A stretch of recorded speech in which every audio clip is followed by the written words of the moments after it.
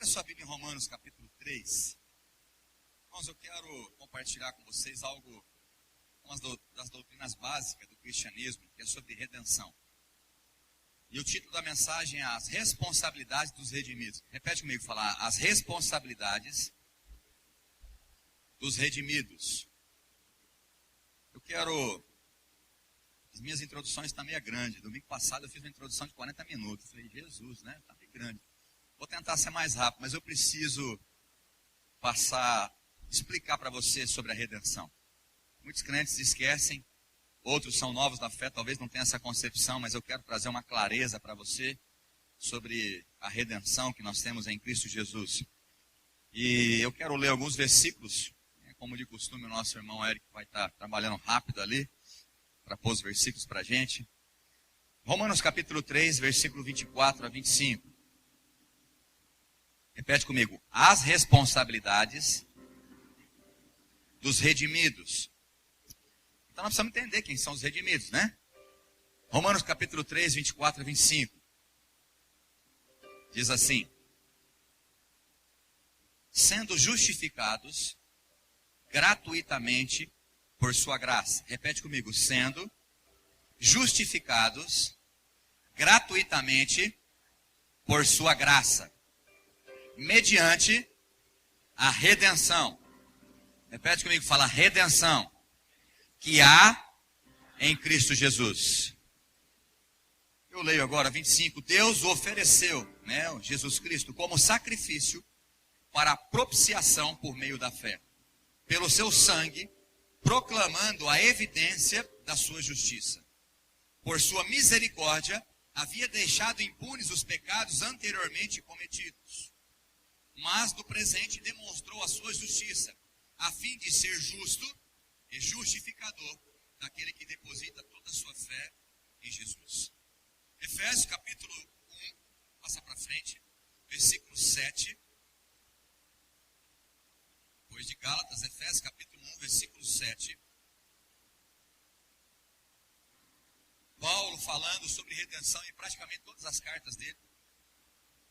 O Velho Testamento cheio de figuras sobre redenção que apontava para Jesus. Eu vou te mostrar algumas aqui. Efésios capítulo 1, versículo 7 diz, nele temos a redenção.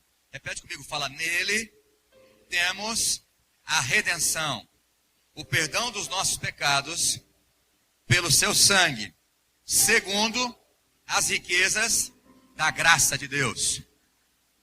Versículo 13 e 14, ainda de Efésios capítulo 1. Diz, nele igualmente vós, tendo ouvido a palavra da verdade, o evangelho da vossa salvação, e nele também crido, fostes selados, aleluia, com o Espírito Santo da promessa, que é a garantia da nossa herança para a redenção. Algumas versões está resgate, mas é a mesma coisa, é a mesma palavra no grego, que é a garantia da nossa herança para a redenção da propriedade de Deus. Repete comigo, propriedade de Deus, para louvor da sua glória. Glória a Deus por um amém. Porque você vê como é que é tão difícil as pessoas entenderem a redenção, porque todo esse versículo tinha que estar dando glória a Deus, aleluia. Porque a gente não entende muitas vezes o que é redenção. Talvez você lembrou, passou uma vez no curso que você fez, você é membro da igreja, e esquece com facilidade o que é redenção. Então eu quero refrescar a tua memória, ou alguns novos convertidos vão entender o que é a redenção. Colossenses capítulo 1, outra carta de Paulo, versículo 13 e 14.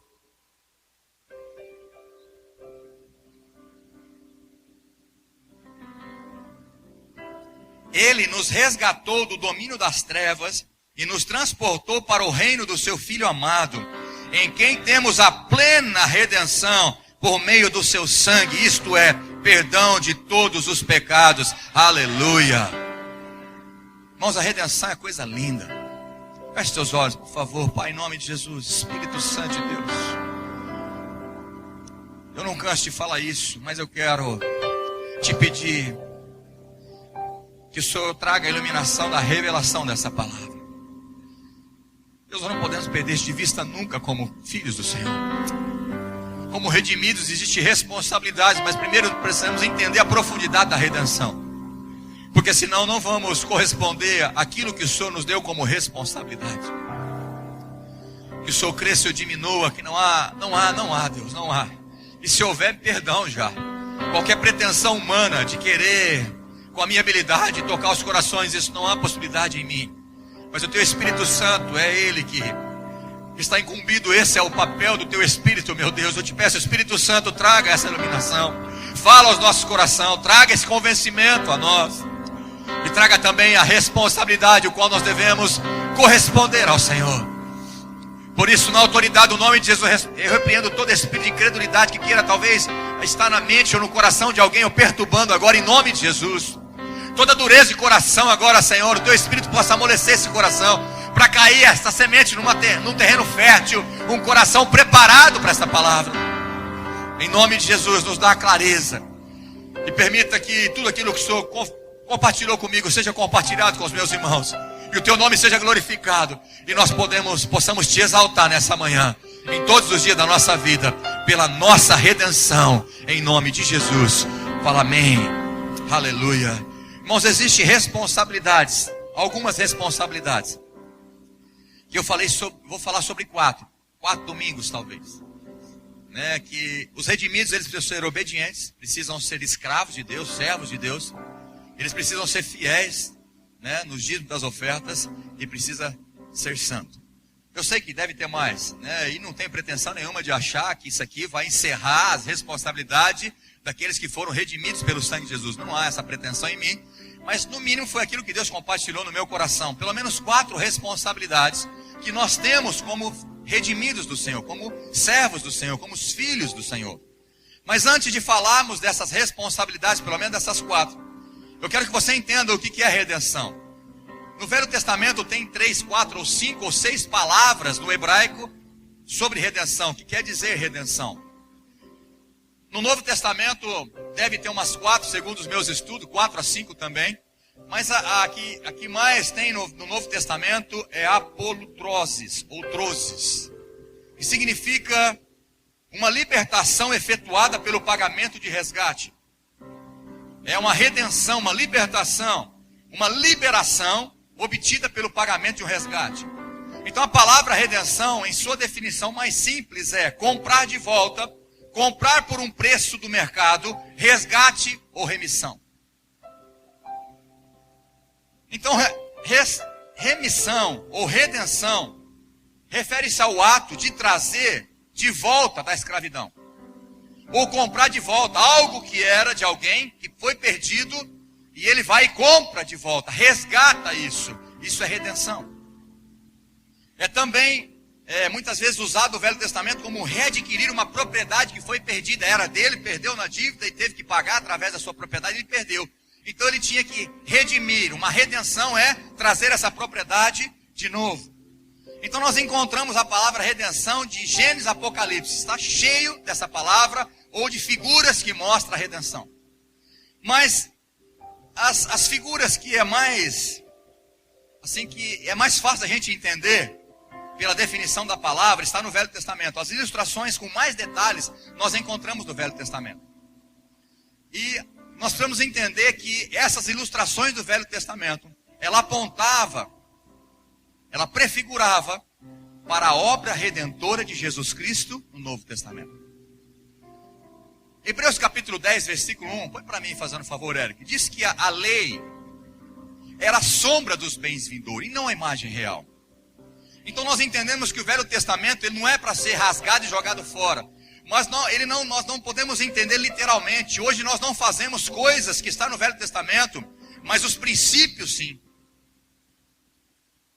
Então Hebreus capítulo 10, versículo 1 diz: a lei traz apenas uma sombra dos benefícios que hão de vir, e não a sua realidade. Por isso, ela nunca consegue, mediante os mesmos sacrifícios repetidos ano após ano, aperfeiçoar os que se aproximam para adorar. Então a lei de Moisés, o Velho Testamento, a gente não rasga e joga fora. Existem princípios ali, mas ele não é literal. Quer ver outro texto que fala sobre isso? Paulo fala em Colossenses capítulo 2, versículo 16 e 17.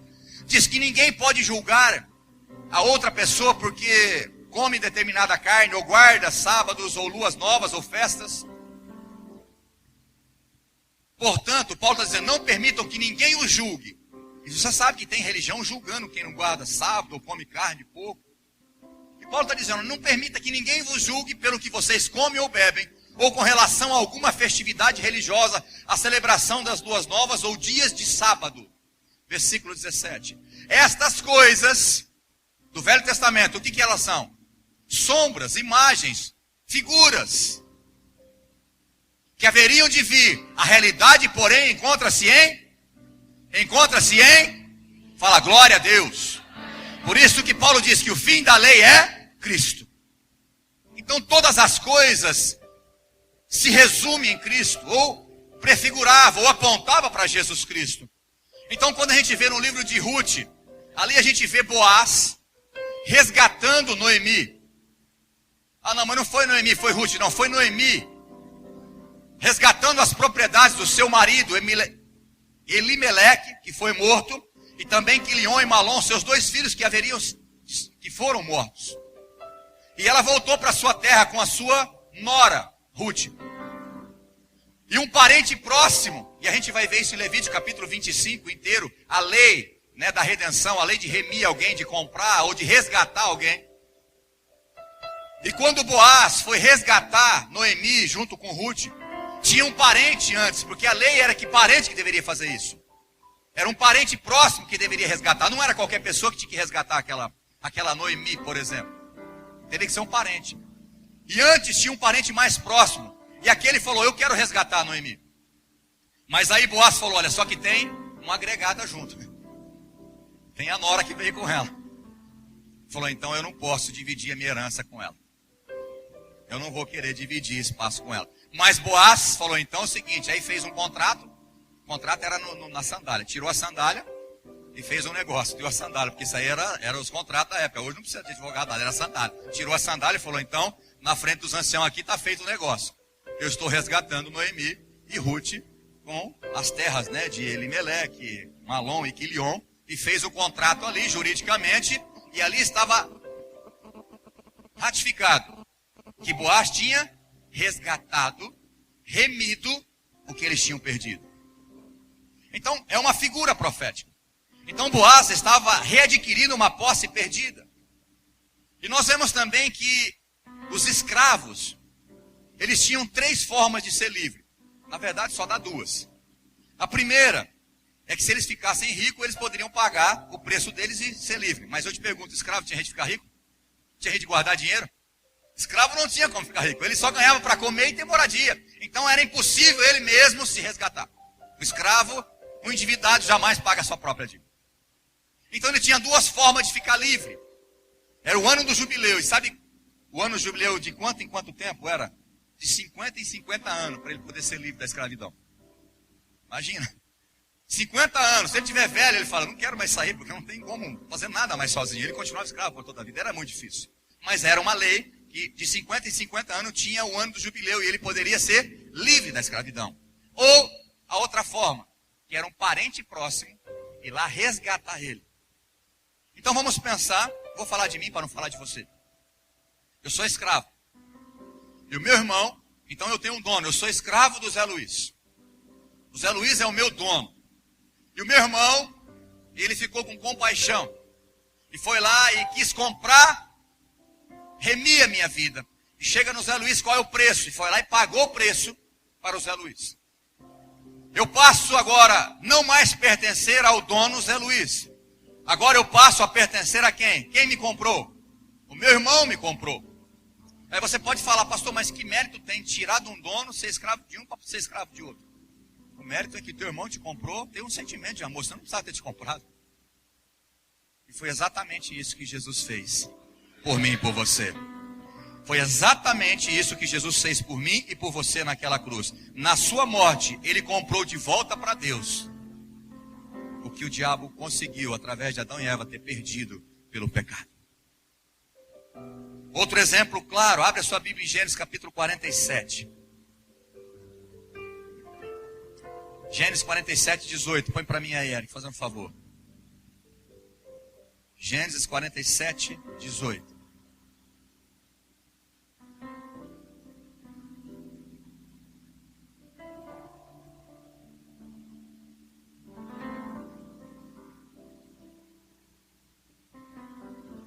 Versículo 19 diz assim: não permitas que morramos e que nossas terras sejam destruídas diante dos teus olhos. Aqui a gente vai entender que é José comprando para o Egito, para Faraó, todo o povo da redondeza ali. Então nós vamos entender isso. Olha, não permitas que morramos, que as nossas terras sejam destruídas diante dos teus olhos. Compra-nos, pois a nós, e compra também as nossas terras, em troca de trigo. E nós, com as nossas terras, seremos escravos do Faraó. Dá-nos sementes para que sobrevivamos e não morramos de fome, a fim de que a terra não fique desolada. Versículo 20. Comprou assim José para Faraó todos os terrenos do Egito, todos, pois os egípcios venderam a si próprios em seus campos, porquanto a fome os obrigou a esta medida extrema. A terra, portanto, tornou-se numa só e absoluta propriedade de quem? Do Faraó. Quanto ao povo, José submeteu todos os homens e mulheres à escravidão de uma outra extremidade das terras do Egito. Todo o povo ficou escravo de quem? Então aqui a gente vê que esse povo deixou de pertencer a si mesmo e passou a pertencer a quem? Porque ele comprou. Havia fome na terra. Quem tinha alimento naquela região? Só o Egito, só Faraó. E José então remiu aquele povo, comprou aquele povo para Faraó. Posse. Eles pertenciam agora a um dono. Eles não pertenciam mais a eles. E é interessante aqui que não era só as vidas, era tudo. A propriedade, o dinheiro, tudo. Tudo pertencia ao Faraó. Então você precisa entender. Fala, pastor, como é que as pessoas se submeteu a isso? Como é que eles se venderam para Faraó? Como? Por que vocês acham? O texto está claro aqui, mas quem sabe explicar? Se eles não fazem isso, o que ia acontecer com eles? Morria de fome. Tem muito crente que está precisando entender que você vai morrer se você não entregar sua vida para Jesus e entender a redenção. Você está morto dos seus delitos e pecados. O salário do pecado é a morte. Você fica brincando com Deus. Você é um crente muito morno. Você não pode ser assim. Mas eu profetizo que vai haver fome no seu interior nessa manhã, em nome de Jesus. Para você entender o que Jesus fez na cruz por você. Não dá mais para ser crente apático. Jesus está às portas, irmãos. A coisa está feia. Satanás está trabalhando a todo vapor no mundo. Porque o fim dele está próximo. Você não pode brincar de ser cristão. Você fala, como é que esse povo se vendeu para ser escravo de Faraó? Porque senão morria de fome. Enquanto você não entender que você está indo para o inferno sem Jesus, sem a obra da redenção, você não consegue se entregar 100% à obra do Senhor. Aí você fica com aquele conceito humano seu, não é bem assim, não é tudo assim. Não é tudo que o pastor fala, não é tudo que está na Bíblia que tem que ser no pé da letra. Isso é justificativa de homem orgulhoso, justiça própria, ou coração duro. Você tem que entender que nós estamos na mesma condição. Sem Jesus nós somos escravos de Faraó. E Faraó representa o quê? Satanás.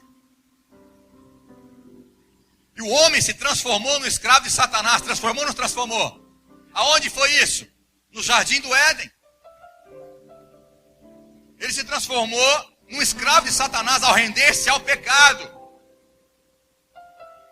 Em 2 Pedro capítulo 2, versículo 19, diz assim: portanto, toda pessoa se torna escravo daquele que é vencido. Repete comigo, toda pessoa se torna escravo daquele que foi vencido. De quem você foi vencido, né? Melhor dizendo. Não é esse texto? 2 Pedro, então deve ser primeiro. 2 Pedro 2,19. Então a Bíblia está dizendo, olha, a pessoa se torna escravo de quem ele foi vencido. E Adão e Eva foi vencido pelo quê? Pelo pecado. E eles se tornaram escravos do pecado. Quem aqui não tem pecado? Todos nós temos pecado, amém? Então se você é um pecador, você se torna escravo do pecado. Em João 8,34, Jesus, em João 8,32 diz, e conhecereis a verdade vos libertará. E aí chega em João 8,34 e diz, porquanto toda pessoa se torna escravo, todo que vive pecando é escravo do pecado. Pode pôr esse texto para mim, João 8,34, fazendo um favor. E aí vai seguindo. Jesus respondeu, e ele estava respondendo para as pessoas crentes aqui. A gente pode dizer hoje, na nossa linguagem hoje. Não era para o mundão. Ele está dizendo, ó, Jesus respondeu, digo-lhes a verdade. Todo aquele que vive pecando é escravo do pecado. Versículo 35.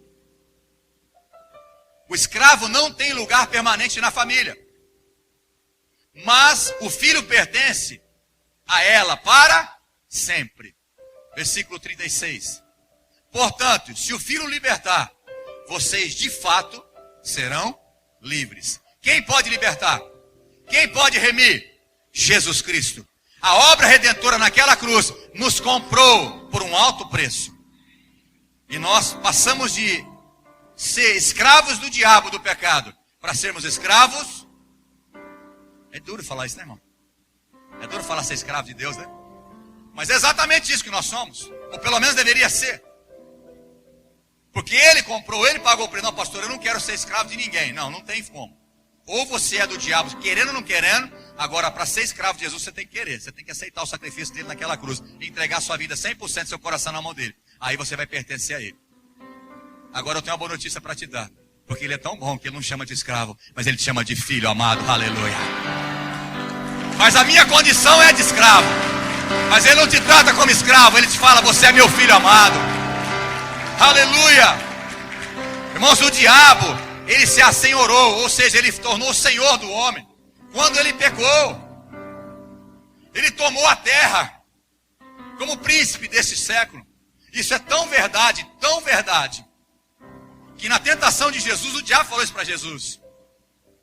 Porque você pode falar, não, mas o diabo não é senhor do homem nem da terra. Ele é o príncipe dessa terra. Pelo pecado, o homem deu essa autoridade. O homem delegou essa autoridade a ele, entregando a terra para ele. Porque em Salmo 115, versículo 16, o salmista diz que os céus são os céus do Senhor, mas a terra Deus deu aos homens.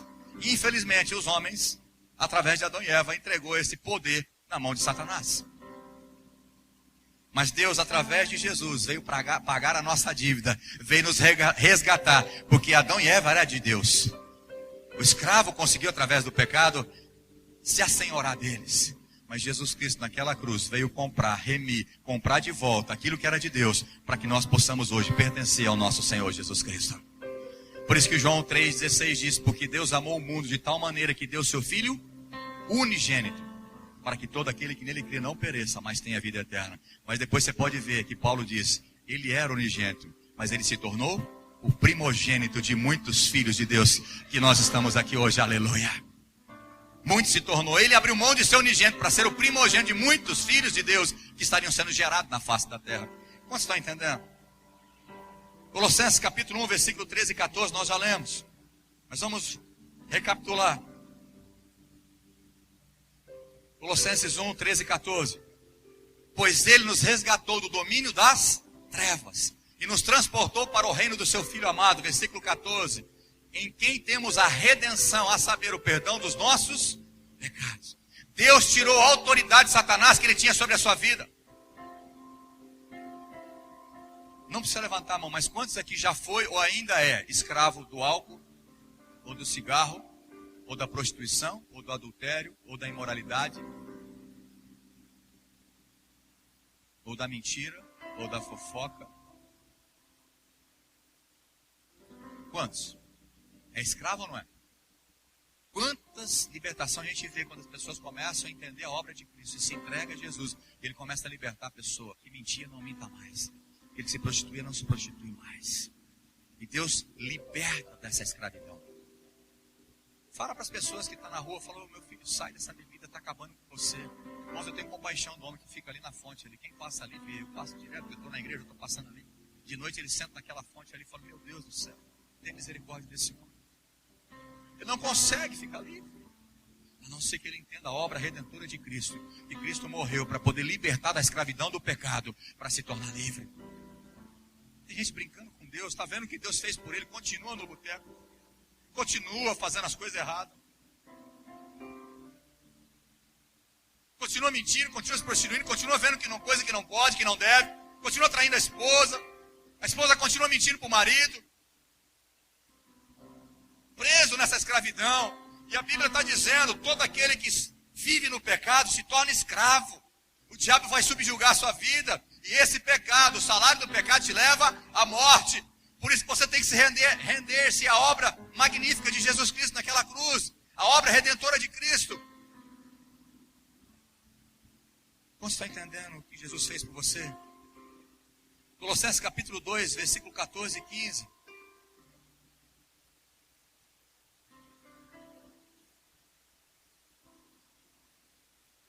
Aleluia.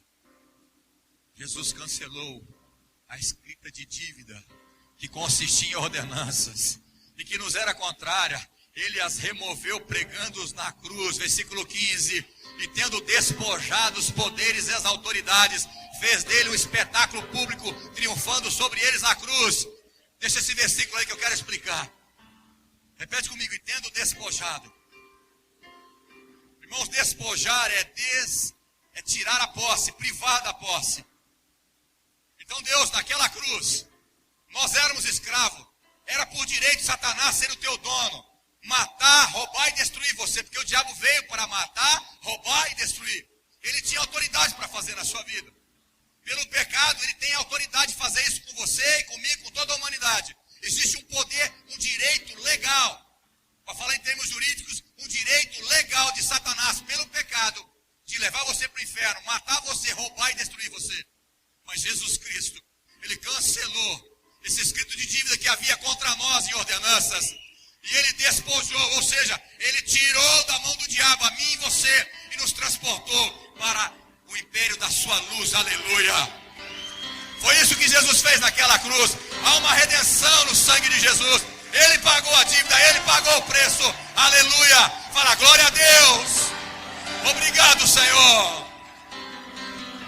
Quantos aqui foi liberto de vícios e coisas malignas?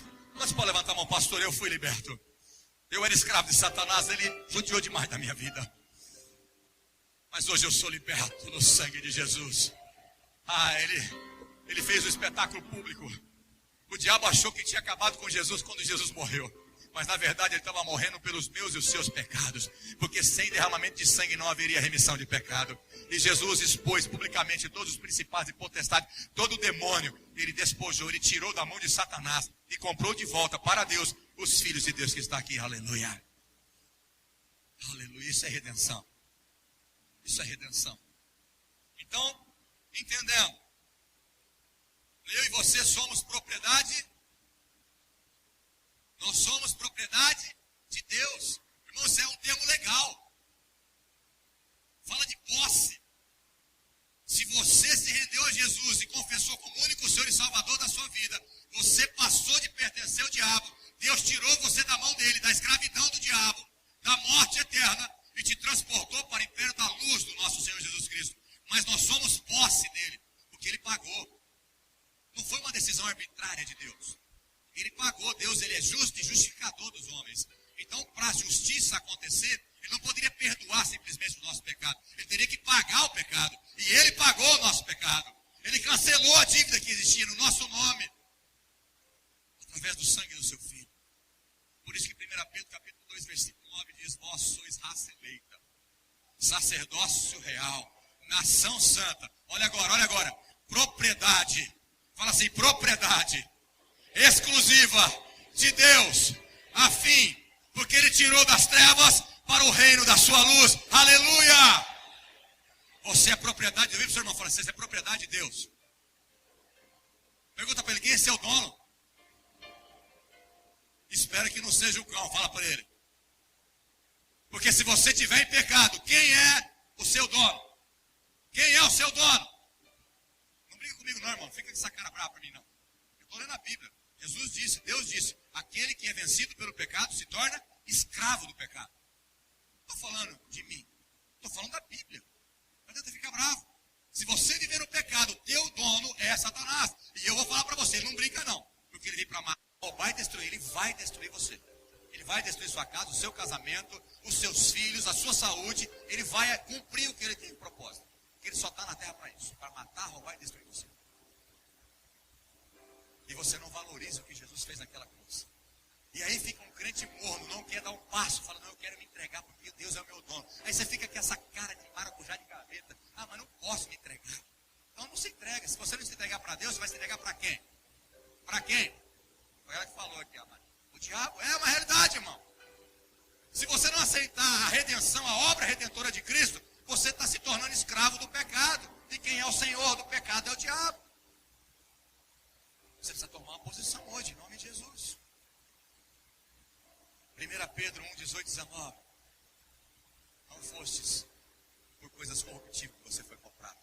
Viu, Ribamar? Não foi por ouro ou por prata, mas foi pelo precioso sangue de Cristo. 18 primeiro 18. Pois vocês sabem, quem sabe? Você sabe mesmo? Que não foi por meio de coisas perecíveis como prata ou ouro que vocês foram redimidos. Não foram redimidos por prata ou ouro, da sua maneira vazia de viver, transmitida por seus antepassados. Versículo 19. Mas fostes pelo precioso sangue de Cristo, como de um cordeiro sem mancha e sem defeito. Nós somos redimidos através do sangue de Jesus. Você foi comprado por um preço de sangue, meu irmão. Uma vida de um santo por uma vida de um pecador. Você era pecador, mas Jesus não. Mas ele se fez pecado em nós. Por isso que a Bíblia diz, maldito todo aquele que for pendurado no madeiro. Jesus não era maldito. Ele se tornou maldito pelos nossos pecados. Porque alguém teria que pagar a nossa dívida. Alguém teria que comprar de volta para Deus. De volta para Deus.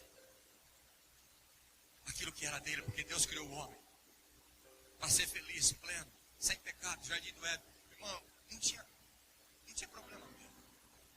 Não sei por que o pecado entrou. Porque o homem tinha um livre-arbítrio, poder de decisão, que Deus, por amor, decidiu fazer isso.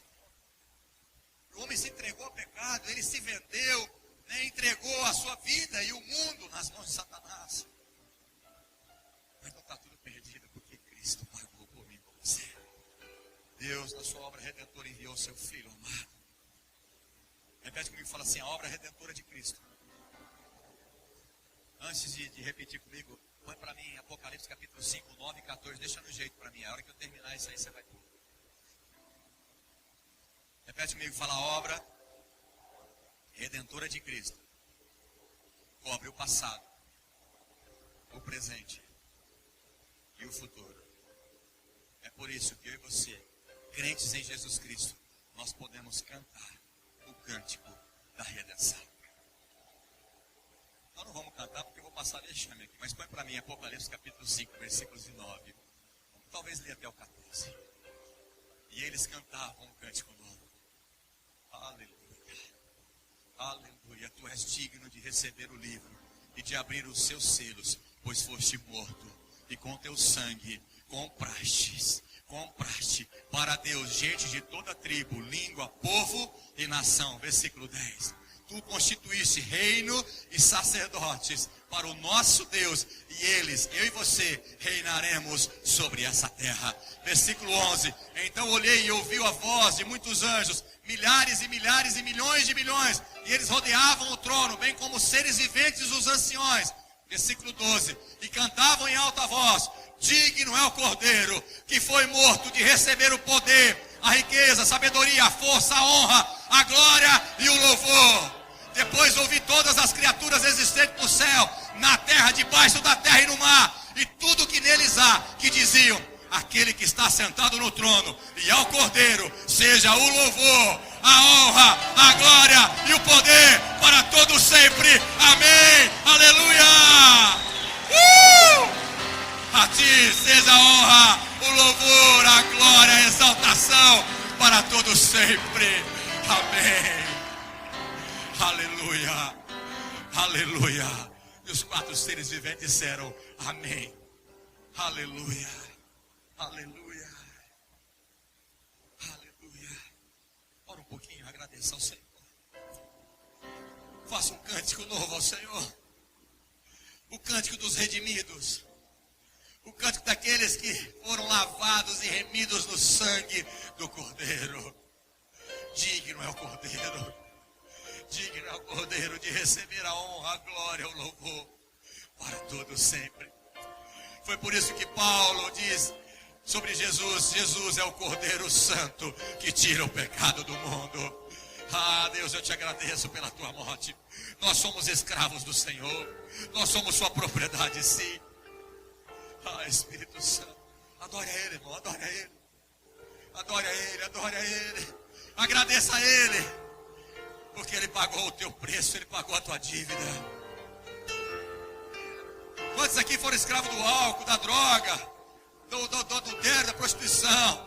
Podem glorificar o nome do Senhor, da mentira, da fofoca. E hoje você consegue ser livre do adultério, homem. Você que não para de olhar prostituição, pornografia. Você, mulher, que não consegue parar de mentir. Deus está te dando essa liberdade nele. Glorifica o nome do Senhor. Você que era para ter sido preso por causa das drogas. Você que era para ter sido morto por causa daquele acidente. Deus te livrou, Deus te salvou.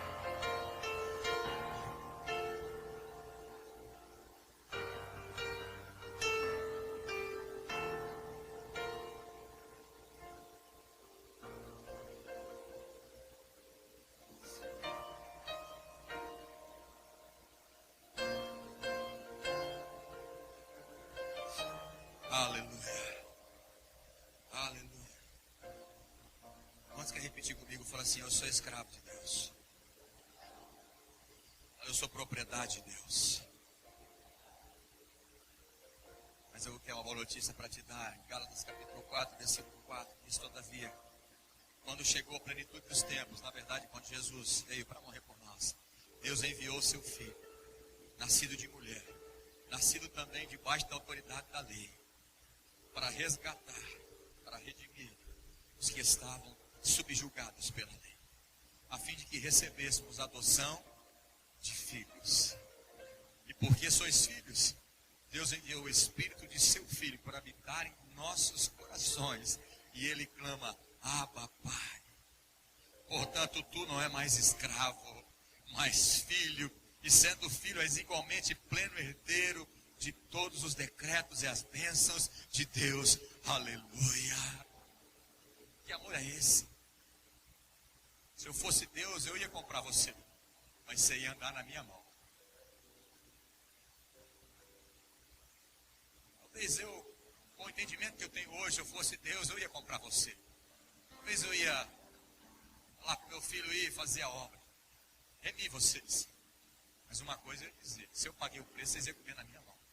Vocês não iam andar fora da linha, mas nem não ia dar direito de vocês fazer o que vocês queriam. Mas ele diz: eu trato vocês como filho. Eu quero tratar vocês como escravos. E eu selei vocês, o selo da minha compra, juridicamente falando. Estou selando vocês, eu estou passando aqui o decreto. Eu vou enviar o meu Espírito. O Espírito Santo vai vir dentro de vocês. E esse Espírito vai clamar: Abba, Pai, Papaizinho, eu te amo, porque o Senhor morreu naquela cruz por mim. O Senhor enviou o seu Filho para morrer por mim. E com essa consciência, eu espero que você tenha uma atitude de eterna gratidão e pare de ser um crente pouco. Uma eterna gratidão por entender a redenção. Não que você já entendia um pouco, mas acho que a palavra de Deus eu espero esclarecer melhor do que isso. A questão de posse de propriedade. Você pertence a um dono, ou você pertence a outro. Não tem outro Senhor a não ser o diabo e o nosso Senhor Jesus Cristo. Eu prefiro cair na mão do meu Deus. Ele é amoroso, Ele é bondoso. Por mais que eu falo para Ele: irmãos, eu tenho o costume de, não é todos os dias, mas é frequente, de orar: Deus, eu amo servir o Senhor. Eu amo ser escravo do Senhor. Eu quero obedecer. Eu quero ser obediente. Quero te obedecer, custe o que custar. Não quero fazer as minhas vontades, porque eu entendo que eu fui comprado. Eu não pertenço, eu não tenho o direito de pertencer a mim mesmo. É porque a gente no Brasil não tem um contexto de escravidão. A gente não tem esse contexto. Mas quem vivia nesse contexto sabe o que é ser livre na mão de um dono carrasco, de um faraó. Talvez é muito difícil para nós, mas por isso que o Espírito Santo está aqui para poder revelar isso para você. Você tem que Deus fez uma obra linda por mim, por você. E tendo essa consciência, eu me dei a noção agora, amém? Aleluia. Deixa eu ver se foi menos 40 minutos. Assim. Vai ser rápido. Vou falar só uma responsabilidade dos redimidos agora, que é a santidade. Santidade é eu não acredito que seja uma opção. Eu não acredito. Tem crente que acha que ser santo, buscar a santidade, a santificação, é uma opção do cristão. Quero desmistificar isso. E santidade não é uma opção. É uma responsabilidade de todos aqueles que foram redimidos pelo sangue de Jesus. 1 Coríntios capítulo 6, versículo 18 a 20 diz: fugir, portanto, da imoralidade sexual. Qualquer outro pecado que uma pessoa comete fora do corpo, os comete todavia. Quem peca sexualmente, peca contra o seu próprio corpo. Ou ainda não entendeis que o vosso corpo é santuário do Espírito Santo? Você não entendeu ainda, irmão? Você que foi redimido, você que entregou sua vida para Jesus, você não entendeu ainda que seu corpo é santuário do Espírito Santo? É santuário de quem? De quem? É seu. Então você tem que entender que é seu. Tem responsabilidade do dono. Paulo está falando, você não entendeu ainda que o teu corpo não pertence a você, é templo do Espírito Santo? Que habita em vós, o qual tendes da parte de Deus, e que não pertenceis a vós mesmos? Pertencer aqui fala de posse, concorda comigo aí? Empolgado, só vem no olho. É posse. Paulo está dizendo, é posse, vocês não pertencem a vocês. Ou você pode pegar no terreno, entrar e fazer uma casa. Você pode? Pertence a você? Você tem que ter a posse. Quem tem a posse da sua vida? Primeiro você tem que saber quem é. Se é Deus, você não pertence a você mesmo. O seu corpo não dá o direito de você fazer o que você quer. Se realizar nos prazeres da sua carne. Não dá o direito. É uma responsabilidade dos redimidos. Versículo 20. Pois fostes comprados. Vocês estão entendendo o termo legal aqui, irmãos? Você tem que entender isso. Redenção fala disso. Você foi comprado e pronto, acabou. Pastor, eu não quero essa vida para mim. Então, desculpa falar isso. Deus te abençoe. Não sei se vai ser abençoado da mão do capeta, mas você vai ser o teu Senhor, vai ser Ele. Nossa, pastor, você está bravo? Não, não estou bravo, irmão. Eu fico bravo com ele, que fica pondo bicho de minhoca na sua cabeça. Fica mentindo para você e você fica aceitando essas coisas dele. Achando que é ruim pertencer a Cristo. Achando que ser crente é ser escravo da religião. Quem falou isso? Porque uma vez um familiar meu falou, mas você fica escravo, está perdendo o melhor da sua vida. Eu falei, eu não estou perdendo não. Você está enganado. Sou muito feliz.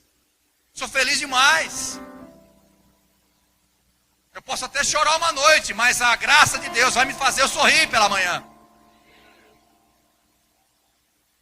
Essa mentira do diabo, fala que crente é tudo bitolado, que é tudo triste, que está perdendo o momento da vida. Não estou perdendo nada não, irmão. A não ser você, mas eu não estou perdendo nada não.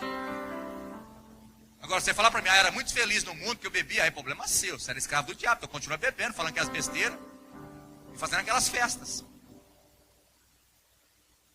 Isso para mim não é alegria. Alegria é na presença de Deus. Alegria só tem aqueles que conhecem Jesus plenamente. Pois fostes comprados por alto preço. Portanto, glorificai a Deus no vosso próprio corpo. Essa é a consciência que você e eu devemos ter. Então a primeira responsabilidade que eu quero falar é santificação. E santidade, eu vou só trazer a definição bem rápido de novo. Santidade é a qualidade de quem é santo. E ser santo, irmãos, é ser sagrado ou separado, que vive de acordo com a lei divina, puro, separado desse sistema. E a santificação é um processo. A santificação é colocar à parte alguma coisa ou alguém para uso ou serviço em particular. Santificação é Deus colocando à parte o crente para si mesmo. Repete comigo. Santificação é Deus colocando à parte para si mesmo o crente. Ele tem direito de fazer isso? Hã? Lógico que tem. Por quê? Ele pagou. Porque ele pagou, ele tem direito. Então, uma responsabilidade minha e sua. Nós devemos ser de uso exclusivo de Deus.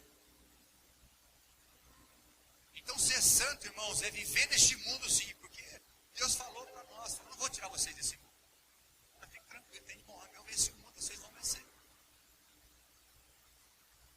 Em Filipenses capítulo 2, versículo 15, se eu não me engano, diz que nós devemos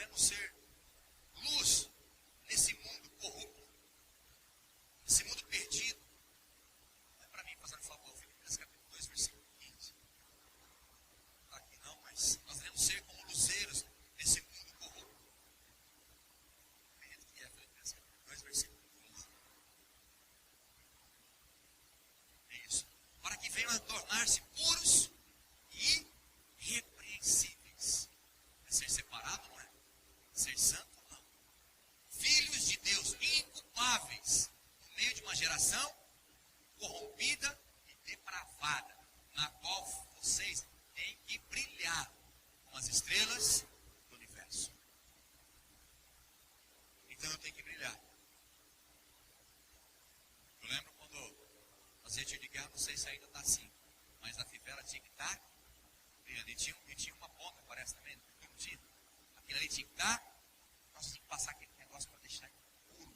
Tinha ali limpar todas as impurezas ali, limpar ele para ficar brilhando. Você tem que ser santo, tem que ser puro. Para poder brilhar a luz de Deus nessa sociedade corrompida e depravada. Eu te pergunto, você tem sido luz lá no teu trabalho? Você tem sido luz lá na escola?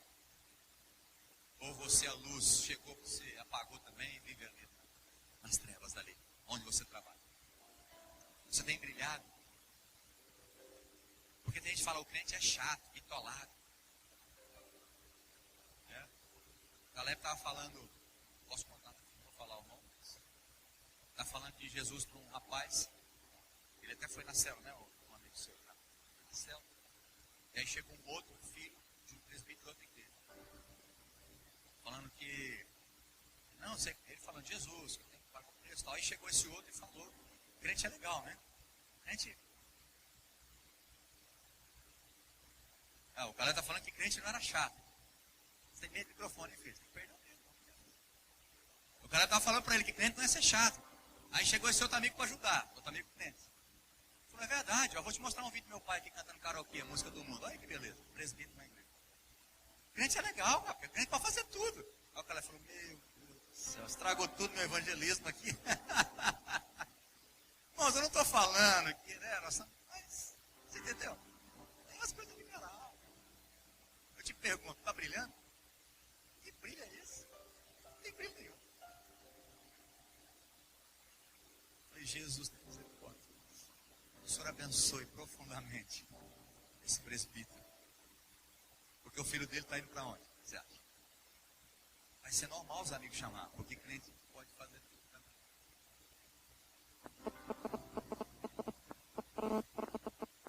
Deus exige a nossa santificação. Eu vou ler um texto para você. 1 Tessalonicenses capítulo 4. Versículos de 1 a 7. Diz, quanto ao mais, caros irmãos, já vos orientamos acerca de como viver, a fim de agradar a Deus. De fato, assim estáis caminhando. Agora vos rogamos e encorajamos no Senhor Jesus, e nesse sentido vos aperfeiçoais cada vez mais. Pois sabeis os mandamentos que vos recomendamos pela autoridade do Senhor Jesus. A vontade de Deus é esta. Repete comigo, fala, a vontade de Deus é esta. A vossa santificação. Qual é a vontade de Deus para a vida? Explica para o seu irmão, ele fala assim, a vontade de Deus para a sua vida é a santificação. Ou é do pastor chato aqui? É minha, irmãos? Você vai ficar bravo comigo? Eu estou vendo que tem gente que está com cara bicudo para mim, irmão. Não fica bravo comigo, não. Eu te amo. Eu te amo, irmão. Eu te amo, irmã. Amém? Fala. Obrigado, aleluia. Pelo menos um corajoso. Fala, minha esposa. Aleluia, já estou satisfeito. Fala, meu filho. Fala, meu filho. Aleluia. Pronto, se não quiser falar agora, não tem problema. A minha casa e um membro já falou, estou tranquilo. Eu te amo, meu irmão. Mas a vontade de Deus para você é a santificação. Essa é a vontade de Deus. Afastai-vos da imoralidade sexual.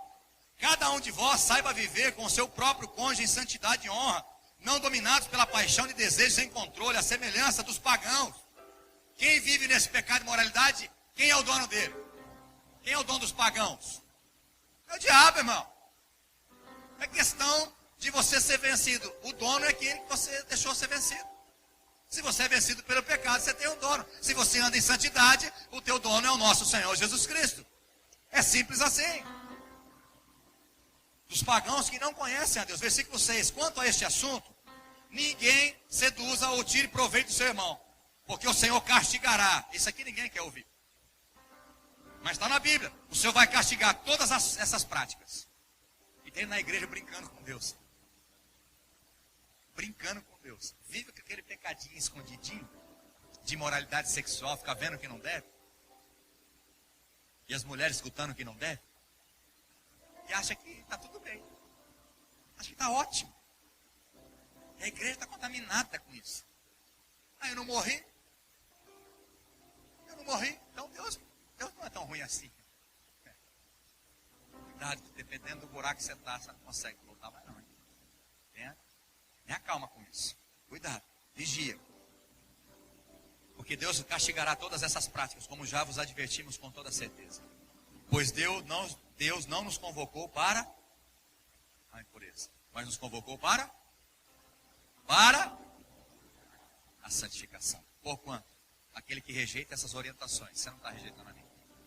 Aquele que rejeita essas orientações não está rejeitando o Marcos, nem o homem, mas está rejeitando a Deus, que vos outorga o seu Espírito Santo, que é o selo dos redimidos.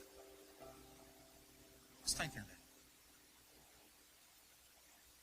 Em 1 Coríntios capítulo 1, versículo 2 a 3, não precisa abrir não, nem pôr. Mas o apóstolo Paulo faz a sua introdução da carta. Ele diz aos santos e aos santificados. Só para a gente entender que a santificação é um processo. Você vai vencendo isso.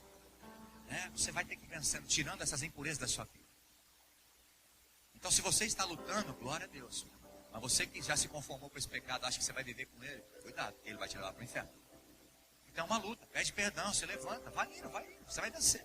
Você vai se fortalecendo, é um processo de santificação. Ela é um processo. E a santidade, já estou terminando, ela precisa trocar as 3 áreas da nossa vida. Porque nós somos constituídos por corpo, alma e espírito. Essa foi o que Deus determinou. Corpo, alma e espírito. E 1 Tessalonicenses capítulo 5, versículo 23 fala sobre isso. E o mesmo Deus da paz o santifique em tudo. O mesmo Deus da paz o santifique em tudo. É 1 Tessalonicenses 5, 23. Corpo, alma e espírito. Eles vão ser conservados íntegros. Por quê? Para quando tem que ser conservados íntegros? Para a volta do nosso Senhor Jesus Cristo. É sério, irmão. Não é brincadeira. E o próprio Deus da paz o santifica inteiramente. Que todo o espírito, a alma e o corpo de vocês sejam preservados para a volta de Cristo. Você acha que Deus vai levar alguém que não está debaixo do sangue dele, debaixo do perdão dele, ou vive em pecado? Você acha que Deus vai ser injusto com isso? Não vai, meu irmão. Então não brinque com Deus. Você tem que se manter longe das impurezas sexuais. Você tem que saber controlar o seu próprio corpo de maneira honrosa a Deus. Porque esse corpo é templo do Espírito Santo. Romanos capítulo 12, não precisa abrir também não. Capítulo 12, versículo 1. Paulo diz, rogo-vos, pois, irmãos. Rogar, irmão, é mais do que pedir. É quase que implorar. Rogo-vos, pois, irmãos, que apresenteis o vosso corpo por sacrifício vivo e santo. Então eu quero fazer a palavra de Paulo para você. Eu estou rogando para você, meu irmão, que apresente o seu corpo como sacrifício vivo. Você tem que sacrificar a tua carne. Santo. E agradável a Deus, que é o vosso culto racional. Terminando. Talvez vai ser o penúltimo texto. Esse eu quero que saiba comigo. Hebreus capítulo 9. Eu quero terminar. Se der louvor, se quiser subir lá já. Porque eles pensam que está acabando e tem que dar mais. Tá? Hebreus capítulo 9. Versículo 13 e 14.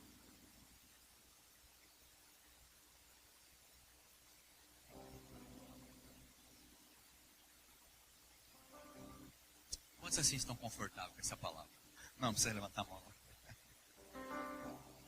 Quantos estão desconfortáveis? Se tiver, glória a Deus. Era esse o propósito mesmo. Esse era o propósito, deixar você um pouco desconfortável. Aí mexendo na cadeira, dando uma levantadinha, tirando os olhos de mim assim, correndo atrás do outro para não cruzar comigo o teu olhar.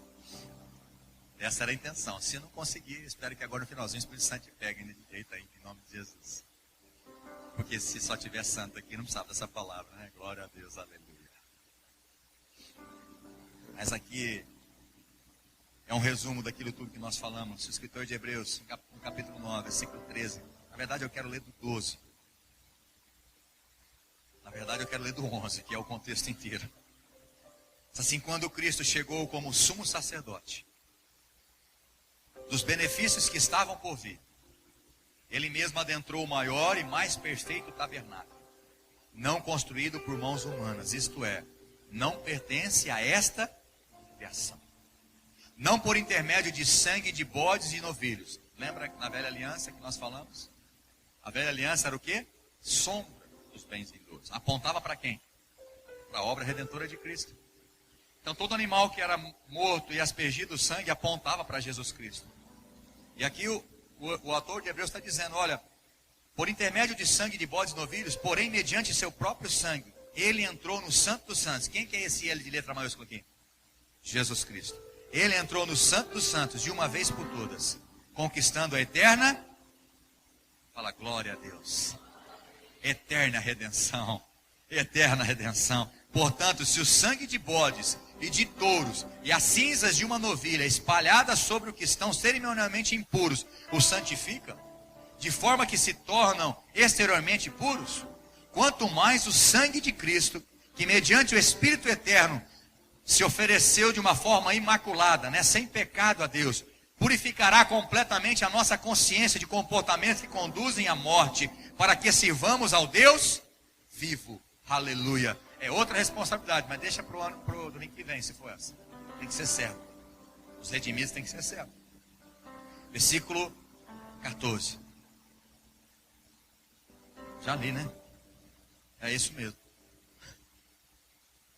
Eu quero ler o 15. Exatamente por esse motivo, Cristo, ele é o mediador de uma nova aliança, para que todos aqueles que são chamados recebam a promessa da herança eterna, visto que ele morreu. Como? Essa palavra também é redenção, redimiu. Resgate tem a ver com o pagamento, entendeu? A redenção é a obra de Cristo, o resgate é o pagamento por todas as transgressões cometidas durante o período em que vigorava a primeira aliança. Aleluia. A santificação é questão de consciência, não é algo sobrenatural. Não é Deus que vai se santificar, ele já é santo. 1 Pedro capítulo 1, versículo de 13 a 15, se eu não me engano, diz, olha, não vos amoldeis as paixões que tinhas anteriormente na vossa ignorância. Pelo contrário, sede vós santo, porque está escrito, sede santos, porque eu sou santo. É uma ordem de Deus para nós. E Pedro estava citando o Velho Testamento. A santidade já teria que ser requerida do povo lá no Velho Testamento. É lógico que nós não vamos mais matar animal para nos tornarmos puros, remir os nossos pecados. Não, porque o Cordeiro Santo de Deus já foi morto uma vez por todas. Jesus Cristo, ele já pagou o nosso preço. Aleluia. Então quero terminar dizendo para você, presta atenção nessas frases. O pecador, sendo morto em seu pecado, mostra a condenação. Repete comigo para gravar. Fala, o pecador, sendo morto em seu pecado, mostra a condenação. Então o pecador, ele sendo morto pelos seus pecados, mostra que ele foi condenado. E não foi injustamente, porque o salário do pecado é a morte. Agora Cristo, sendo morto pelo teu pecado, pelos nossos pecados, fala de redenção, justificação. Agora presta atenção nessa última. Se você não gravou as duas, grava pelo menos essa. O crente, sendo morto para o seu pecado, mostra a santificação. Você tem que morrer para o pecado, para ser santo diante de Deus. E um último texto, ou pelo menos mais um, se eu não lembrar de outro. Hebreus 12, 14. Segui a paz com todos e a santificação, sem a qual ninguém, nem eu, nem você, verá a Deus. Quantos quer ir para o céu? Verdadeiramente. Quantos quer ver Deus? Quantos quer ser livre da condenação do inferno? Fica de pé em nome de Jesus.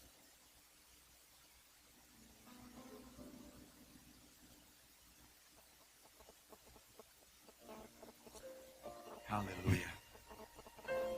Essa é a consciência que você tem que ter da santificação. Eu vou deixar você totalmente livre. O apelo é esse. Seja livre. Para vir à frente, ajoelhar. Até sai daqui se quiser. Quiser ficar em pé, quiser ajoelhar aí. Quiser dar volta, ficar dando volta aqui, ó. Você vai ficar livre. Até porque não sou eu que vou perdoar o seu pecado. Mas foi o sacrifício de Cristo na cruz. Se você entendeu que a redenção, você vai ficar na liberdade. Eu quero ler o último versículo antes da gente adorar e você se rasgar diante do Senhor. Hebreus 9:28 diz: assim sendo, ou melhor, assim também Cristo foi oferecido. Põe para mim esse texto, deixa esse texto ali. 9:28, obrigado. Assim também Cristo foi oferecido em sacrifício uma única vez, para tirar os pecados de muitos. E agora Ele vai vir pela segunda vez. Agora não é mais para tirar pecado. Presta atenção no que eu estou dizendo. A oportunidade é agora. Não deixe para amanhã. Você tem que se arrepender dessa vida morna que você está levando, meu irmão. Essa vida que você vai encobertando pecadinho. Essa mulher rixosa que você é. Esse homem duro de coração.